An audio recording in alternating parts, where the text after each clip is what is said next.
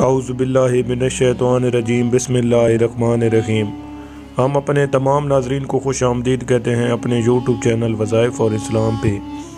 ناظرین، آج کا واقعہ ہے حضرت داؤد علیہ السلام کس طرح بادشاہ بنے۔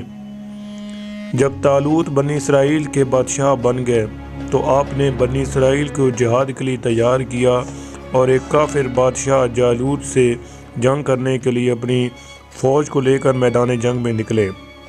جالوت بہت ہی قداور اور نہایت ہی طاقتور بادشاہ تھا۔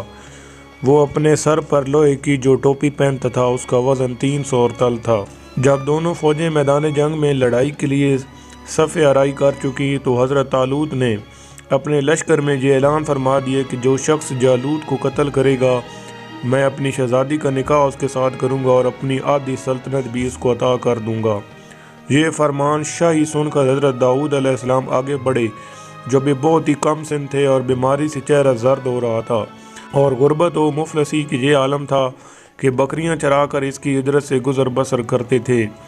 روایات ہے کہ جب حضرت داؤد علیہ السلام گھر سے جہاد کے لیے روانہ ہوئے تھے تو راستے میں ایک پتھر یہ بولا کہ اے حضرت داؤد مجھے اٹھا لیجئے کیونکہ میں حضرت موسیٰ علیہ السلام کا پتھر ہوں۔ پھر دوسرے پتھر نے آپ کو پکارا کہ اے حضرت داؤد مجھے اٹھا لیجئے کیونکہ میں حضرت ہارون علیہ السلام کا پتھر ہوں۔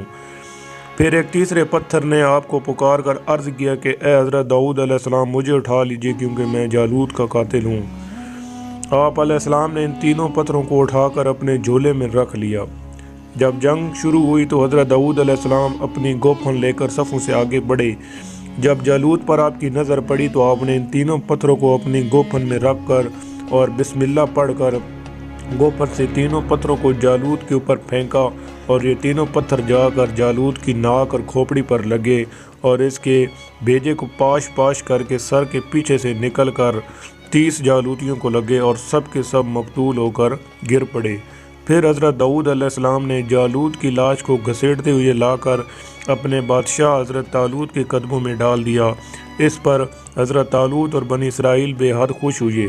جالوت کے قتل ہو جانے سے اس کا لشکر بھاگ نکلا اور حضرت طالوت کو فتح مبین ہو گئی، اور اپنا اعلان کے مطابق حضرت طالوت نے حضرت داؤد علیہ السلام کے ساتھ اپنی لڑکی کا نکاح کر دیا اور اپنی آدھی سلطنت ان کو سلطان بنا دیا۔ پھر پورے 40 برس کے بعد جب حضرت طالوت بادشاہ کا انتقال ہو گیا تو حضرت داؤد علیہ السلام پوری سلطنت کے بادشاہ بن گئے، اور جب حضرت شمعیل علیہ السلام کی وفات ہو گئی تو اللہ تعالیٰ نے حضرت داؤد علیہ السلام کو سلطنت کے ساتھ نبوت سے بھی سرفراز فرما دیا۔ آپ سے پہلے سلطنت اور نبوت دونوں اعزاز ایک ساتھ کسی کو بھی نہیں ملا تھا۔ آپ پہلے شخص ہیں کہ ان دونوں عہدوں پر فائز ہو کر 70 برس تک سلطنت اور نبوت دونوں منصوبوں کے فرائض پورے کرتے رہے، اور پھر آپ کے بعد آپ کے فرزند حضرت سلیمان علیہ السلام کو بھی اللہ تعالیٰ نے سلطنت اور نبوت دونوں مرتبوں سے سرفراز فرمایا۔ اس کا واقعہ اجمالی بیان قرآن مجید کی سورۃ بقرہ میں ہے، جس کا ترجمہ ہے اور قتل کیا داؤد نے جالوت کو اور اللہ نے اسے سلطنت اور حکومت عطا فرمائی اور اسے جو چاہا سکھایا۔